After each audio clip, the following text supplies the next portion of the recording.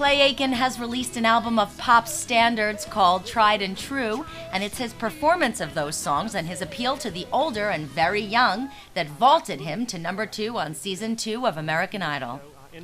Now, with Idol seeing 2 of the original 3 judges gone, with Simon Cowell leaving, many are wondering about the future of the show. Clay was asked if people will still watch without Simon.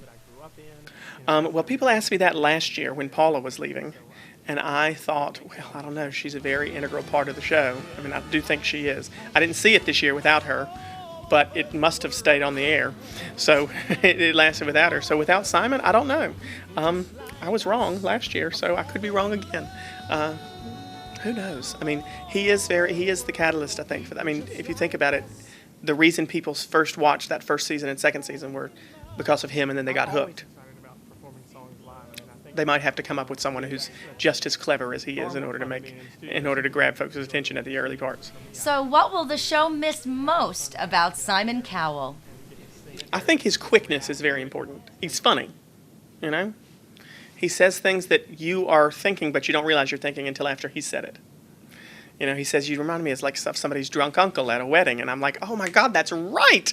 I knew I'd seen that performance somewhere. So he's smart. I don't know. I think the problem is when people ask questions like that, like why do you think you've had success, or why do you think Simon is that way? If people knew that, they'd duplicate it, you know. But I don't think that he's duplicatable.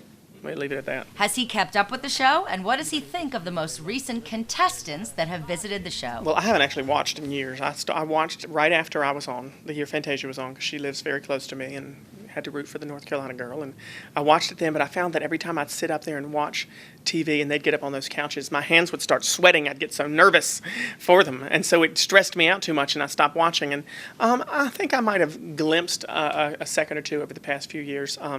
Ruben was on a few months ago, I think, yeah, and I watched him then. And, you know, so I haven't really seen too much. The people who I've heard on the radio who've come off the show, you know, are definitely very talented. I don't know. I'm trying to think of who jumps to mind as someone who's won in years past. David Cook is the first one that comes to my head. Carrie Underwood, I guess.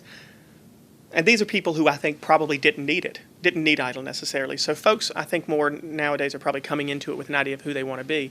I was like, whatever, do it with me what you wish, and kind of tried to find my way. So I don't necessarily, I mean, I don't compare because I don't think about it as being exactly the same show as it used to be, probably. I think it's a little bit more polished than it was when I was on. And, you know, that can be a good thing or a bad thing, depending on who you ask. Aiken was the runner-up on Season 2 of American Idol, and he's touring this summer with the winner of that season, Ruben Studdard.